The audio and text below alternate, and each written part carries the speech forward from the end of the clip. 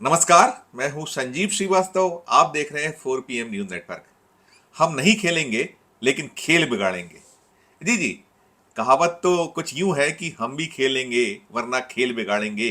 लेकिन मध्य प्रदेश में इस कहावत को बहुजन समाज पार्टी कुछ अलग अंदाज में पेश कर रही है।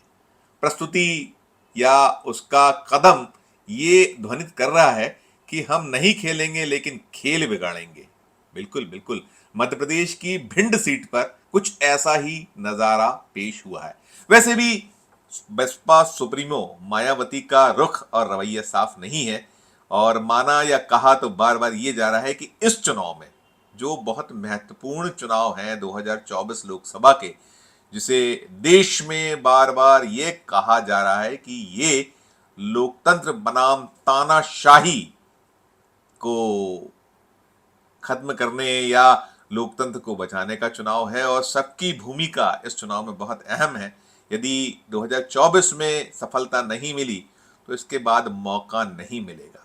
विपक्षी दल यह भी कह रहे हैं, लेकिन बसपा सुप्रीमो मायावती शांत हैं। उन्होंने अपने कार्ड्स नहीं खोले हैं। वे अपने दम पर देश भर में चुनाव के मैदान में, और जहां जहां वो चुनाव के मैदान में हैं, अनेक क्षेत्र ऐसे हैं जहां निकल कर आ रहा है कि वहां नुकसान विपक्ष को होगा और फायदा बीजेपी या एनडीए को मिलने वाला है। बहरहाल ये तो चुनावी एक कैलकुलेशन है, क्या कुछ होगा वो तो जब 4 जून को चुनाव के नतीजे आएंगे तब सामने आएगा। लेकिन इधर जब मैं मध्य प्रदेश की एक भिंड सीट की बात करने जा रहा हूं, भिंड सीट वो सीट है जो अनुसूचित जाति वर्ग के लिए आरक्षित है। यहां से अनुसूचित जाति वर्ग का प्रत्याशी चुनाव मैदान में हो सकता है।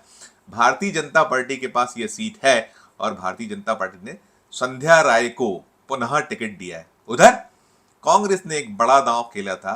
इसी क्षेत्र की भांडेर सीट से विधायक और एक तेज तर्रार नेता फूल सिंह बरैया को चुनाव मैदान में उतारा। फूल सिंह बरैया वो नेता हैं जिन्होंने कभी मायावती के लिए जमकर किला लड़ाया था। वे लंबे वक्त तक मध्य प्रदेश की बहुजन समाज पार्टी इकाई के अध्यक्ष रहे और पार्टी को सजाने संवारने और यहां स्थापित करने में कोई कोर कसर नहीं छोड़ी थी। बसपा के टिकट पर विधायक रहे और लगातार इस तरीके का एक ताना बाना बुनते रहे कि बसपा मजबूत हो, ताकत बढ़े। लेकिन कुछ ऐसे दृश्य बने थे कि मायावती का जो काम करने का अंदाज है उसमें शायद फिट नहीं हो पाए, बैठ नहीं पाया मामला मसला, और फूल सिंह बरैया अलग हो गए और बाद में उन्होंने कांग्रेस पार्टी का दामन थाम लिया।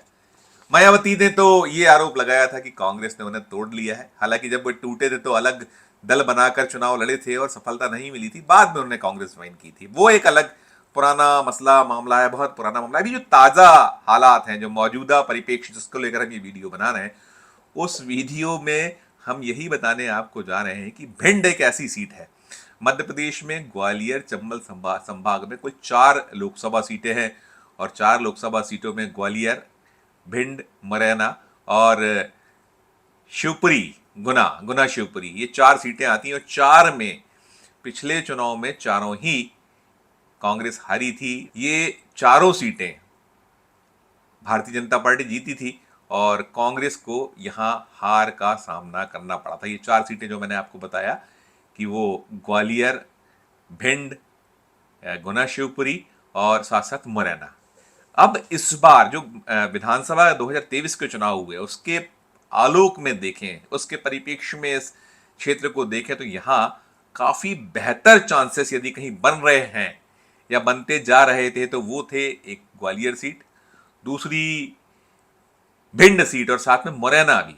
तीनों पर अच्छे चांसेस थे। और जबकि अभी गुना शिवपुरी में माना जा रहा है भले ही ज्योतिरादित्य सिंधिया इस बार भारतीय जनता पार्टी के टिकट पर उम्मीदवार, लेकिन वहां भी गुंजाइश है। तो ये पूरा सीन था और इस सीन के बीच गत दिवस एक ऐसा डेवलपमेंट हुआ है जिसने जो कांग्रेस है, कांग्रेस का कैलकुलेशन कुछ हद तक बिगाड़ा है।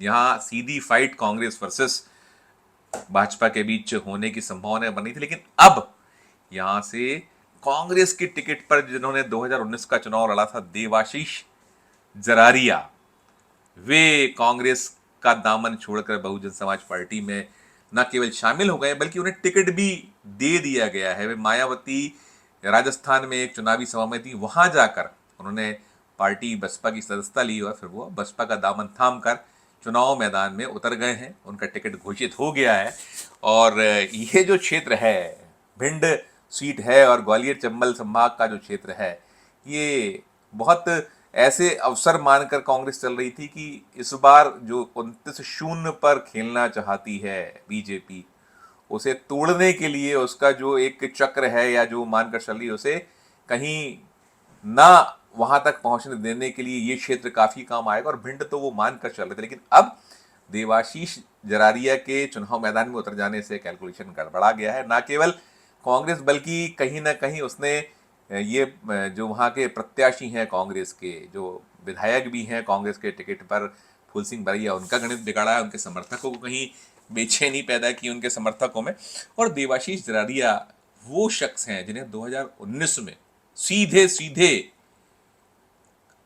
राहुल गांधी के निर्देश पर, राहुल गांधी के रिकमेंडेशन पर टिकट मिला था और वे चुनाव हार गए थे 2 लाख के लगभग, 1,95,000 वोट से वो चुनाव हारे थे। संध्या राय ने उन्हें 1,95,000 वोटों से हराया था।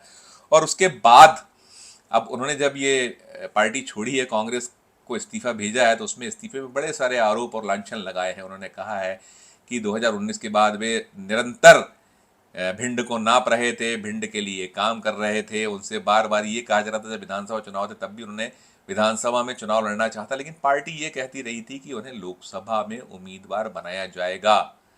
और साथ साथ जब ये पूरा का पूरा मामला आया और टिकट उन्हें नहीं दिए गए, टिकट काट दिए गए, तो वे फिर भी शांत रहे, खामोश रहे, ऐसा जरारिया का कहना है। लेकिन पार्टी ने संगठन में कुछ महत्वपूर्ण दायित्व देने की जो बात की थी उसे भी पूरा नहीं किया, तो अंततः उन्हें ये कदम उठाना पड़ा। उन्होंने ये भी कहा कि दूध में से मक्खी की तरह उन्हें निकाल कर फेंक दिया गया। खैर, ये सब आरोप प्रत्यारोप ये अपनी जगह हैं। और एक और खास बात है, ये जो जरारिया हैं ये जेएनयू के पढ़े बताए जाते हैं कि वहाँ से पढ़े हैं। और ये कन्हैया कुमार और जिग्नेश जो मेवाणी हैं, उनके दोस्त भी बताए जाते हैं। तो कुल मिलाकर जो एक अभी ताज़ा दृश्य भिंड में बना है, उसने फिलहाल तो अब फाइट ट्रैंगुलर कर दी है। और त्रिकोणीय मुकाबले में कहीं ना कहीं जो निकल कर आता है कि ये फायदा भाजपा को ज्यादा पहुंचेगा बनस्पत कांग्रेस। खैर, जो कुछ होगा वो तो 4 जून को सामने आएगा। कांग्रेस कह रही है कि ये मायावती का प्रतिशोध है, जो कभी वो उनको फूल सिंह बरैया से जो बैर रहा है या जो उनके डिक्टेटरशिप के भी आरोप लगा रही है। कांग्रेस कह रही कि मायावती तो एक उस पार्टी की ऐसी नेता है जो स्वयंभू नेता है, अकेली नेता है, और उन्हीं के अलावा तो पत्ता खड़कता नहीं, हिलता नहीं है।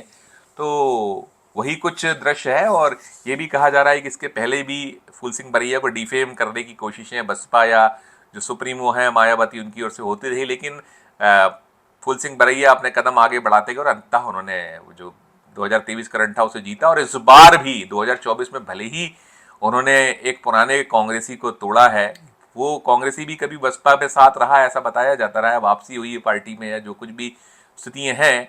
और इन सब के बावजूद कांग्रेस भिंड को फतह करेगी, ये ताल कांग्रेस ठोक रही है। क्या कुछ होगा ये तो चुनाव नतीजे आने के बाद ही साफ होगा। इस वीडियो में फिलहाल इतना ही। हम फिर किसी नई वीडियो के साथ आपके समक्ष उपस्थित होंगे। हमारी अपील कि हमारे इस चैनल को लाइक कीजिए, इस चैनल को सब्सक्राइब कीजिए, और यदि आपने ज्वाइन का बटन नहीं दबाया तो ज्वाइन का बटन भी दबाइए। साथ साथ हमारे इस वीडियो को अधिक से अधिक लोगों से शेयर कीजिए। साथ साथ वीडियो कमेंट बॉक्स में जाकर इस वीडियो को कमेंट जरूर कीजिए और देखते रहिए 4 PM Madhya Pradesh, 4 PM national और 4 PM हमारे अन्य राज्यों के चैनलों को। धन्यवाद, नमस्कार।